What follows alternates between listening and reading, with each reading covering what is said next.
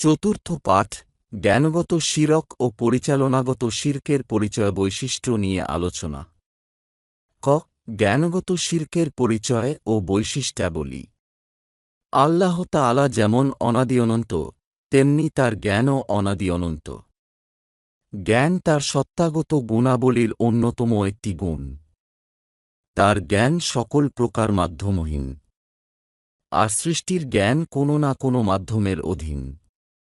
তার জ্ঞান বিশ্বমহাবিশ্ব ও দৃশ্য সবকিছুকে সম্পূর্ণরূপে পরিবেষ্টন করে আছে।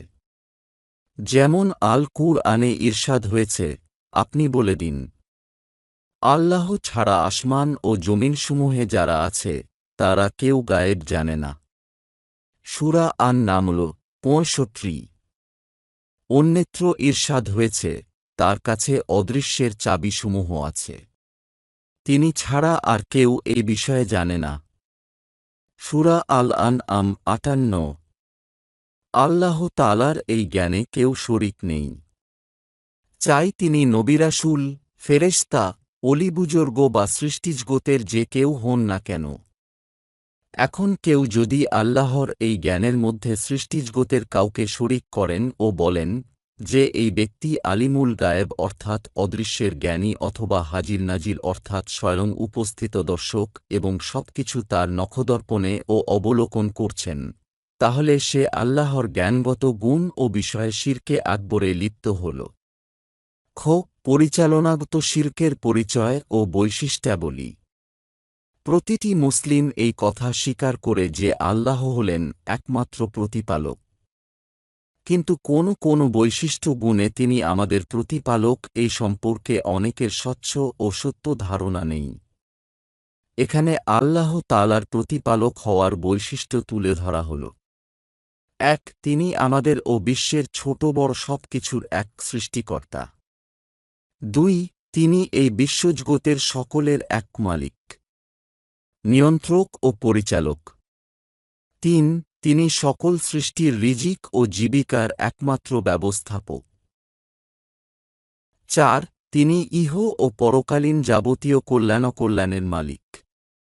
৫ তিনি সকল সৃষ্টির মৃত্যুদাতা ও মৃত্যুর পর পুনর্জীবন দানকারী। ৬ তিনি ইহ ও পরকালীন পাপ মার্জনাকারী। ৭ তিনি যাবতীয় সম্মান, কর্তৃত্ব ও ক্ষমতা দানের মালিক।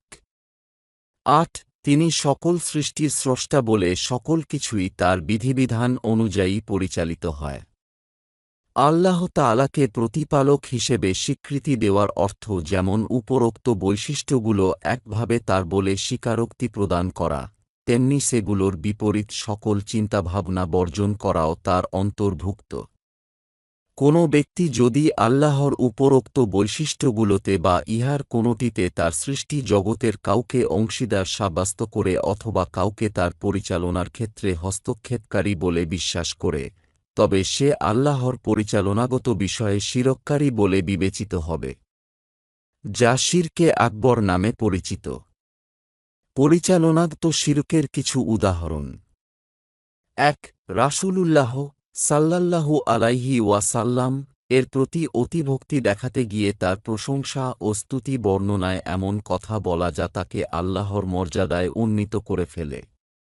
আবার তার জন্য এমন গুণ সাব্যস্ত করা যা একভাবে আল্লাহর জন্য নির্দিষ্ট, যেমন মুহাম্মাদ সাল্লাল্লাহু আলাইহি ওয়াসাল্লাম কে মুক্তারে কুল বা সর্বময় ক্ষমতাবান বলা। ২ অলি দরবেশগণ মৃত্যুর পরেও পূর্বের ন্যায় সকল কিছু করতে সক্ষম অর্থাৎ যারা মাজার পূজারী তারা এই সব কথা বলে থাকেন। এতে করে তারা আল্লাহর পরিচালনায় অংশীদার সাব্যস্ত করে। ৩ অলি দরবেশের নামে কল্পকাহিনী বানিয়ে বলে শিরক করা, যেমন আব্দুল কাদির জিলানী রহমাতুল্লাহি আলাইহি কে দস্তগীর বা হস্ত ধারণকারী বলা। আল্লাহ তাআলা তাদের এই ভ্রান্ত ধারণা খণ্ডনপূর্বক ইরশাদ করেন, তারা আল্লাহ ছাড়া যাদেরকে ডাকে তারা কিছুই সৃষ্টি করতে পারে না, বরং তাদেরকে সৃষ্টি করা হয়েছে। তারা মৃত, জীবিত নয় ও তারা জানে না কখন তাদের পুনরুজ্জীবিত করা হবে। সূরা আন-নাহল ২০-২১। সুতরাং আল্লাহ তাআলাই একমাত্র সকল কিছু প্রতিপালন ও পরিচালনা করে থাকেন।